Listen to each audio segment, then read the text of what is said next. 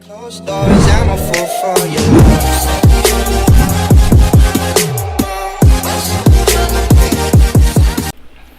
Hello guys, so good morning. So for today we will be discussing about exception handling, mainly try and catch. Okay, so let's get started.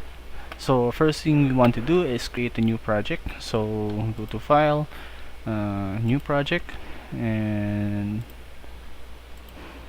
let's name this one exception sample and hit finish. Okay, so let me clear first all the unnecessary comments need. Okay, first let us discuss what is an exception. Okay, so actually exception is whenever a problem or an error is being encountered by a compiler. So every time your program is being compiled and the compiler doesn't understand the code that you've written, it's going to throw an exception. So for example, let's have let's try to create an array. Okay, so let's say int a equals is going to hold a value of 0, 1, and 2. Okay, and then let's try to see print, let's say a. Okay, let's print the index 0 of array A, which is 0. So if you're going to run this one, we'll get the value 0. So let's try to change to make sure that we are getting the right value. Okay, we have 8. Now, what if, for example, you miscalculate your index and write 4? So this will actually result into an error, or what we call an exception. So as you see here, there are a lot of codes, or yeah, a lot of codes are being shown telling us that we have encountered an error. Okay, so as you can see, there's an exception in the thread main. So the main represents the method where the error has occurred, which is in our main method. Okay, and the type of exception that we have is the exception array index out of bound exception. Okay, which means we went out of line or out of bounds our array size that we have declared. Okay, so this is one, or this is a sample of an exception. Okay, so also for example is declaring a int variable and giving it a value of a string. So let's say a. Okay, so as you can see, this is an error, but then if you're going to just go with it, you'll have a new error. Okay, so again, exception is in thread main, and then unaccomplished source code. And okay, so this is actually a runtime error. So these are exceptions. Okay, so as we discussed last time on our topic, we have different types of exception. So those exceptions, or we can use those exceptions on later on handling our errors. Okay, so this time around, okay, I'll be teaching you or discussing to you how to manage this exceptions or errors that we're having with the use of try and catch. Okay, so what we're going to do here, let's try to okay, let me again create create an array, and then let's just give it a value of, let's just give it a single value, 8. Okay, and then let's just print the value is, and then concatenate with the value a. Okay, so if you're going to run this one, good. Oops.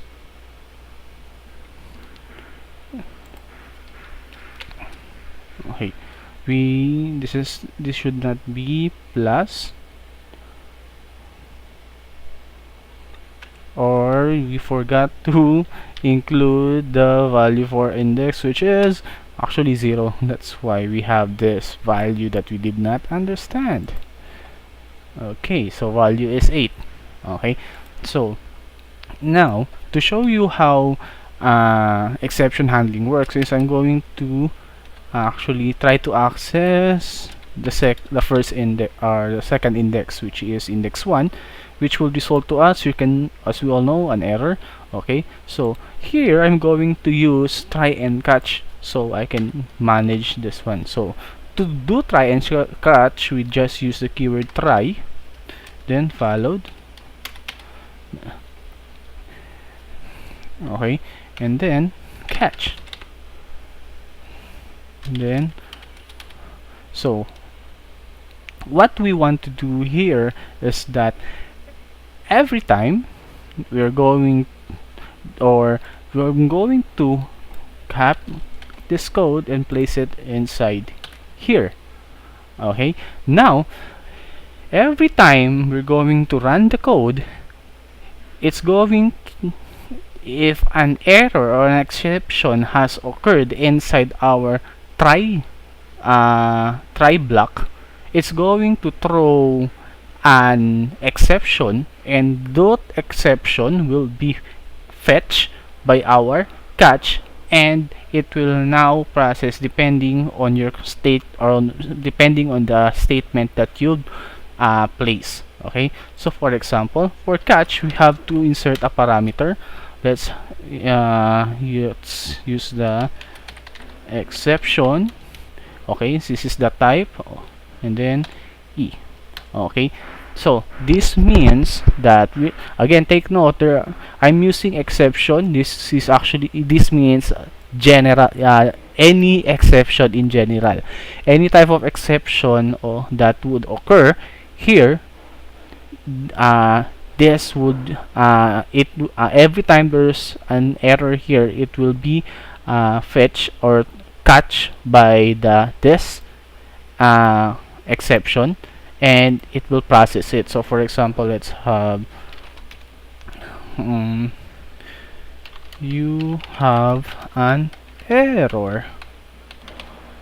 Okay, so now take note, if we're going to run this one, you'll see that it has printed out you have an error, but actually this is still the same error that we got earlier. Okay, but then we were able to manage and handle the error the way we want to. Okay, so what happens here, the error has been committed in this area. Since it's inside the try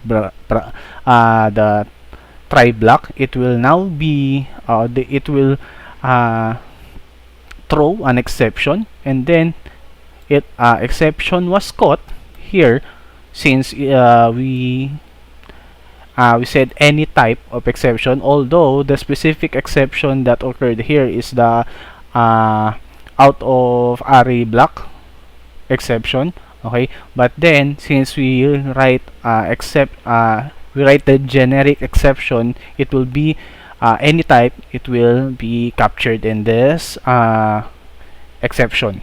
Okay, so that's how exception or the try and catch works. So if we want to be specific, okay, so we'll just have to write, for example, here array index out walking out of bounds exception. Am I right with the, okay, let me check. first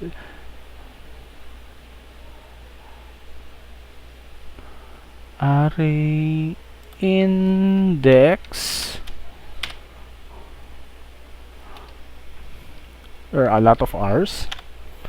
Okay, so this is good. Okay, so we can now, if it is what I'm doing now is having it making it specific. Okay, so if the exception is an array index out of bound, it will process it.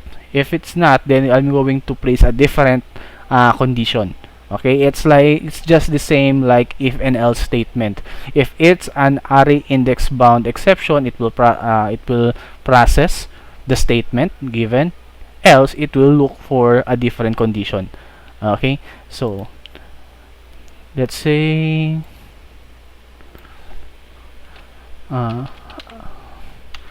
let's just say check your array please, and then if it's not, let's just throw another catch here. Okay, and then for the exception, what else can we have? We can use the null pointer, the exception. Am I correct? Okay. Null exception. Okay, followed by the exception name. Okay. Okay, take note, this is just an exception name. You can just change it to anything you want. I prefer the value the name E. Okay, so this time let's just give it a print command,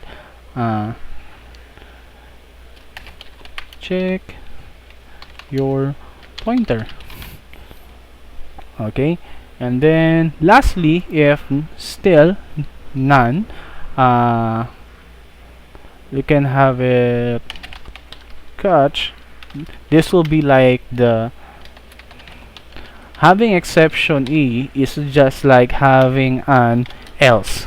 Okay, so if none of none of these were met, it will immediately go to this type of exception.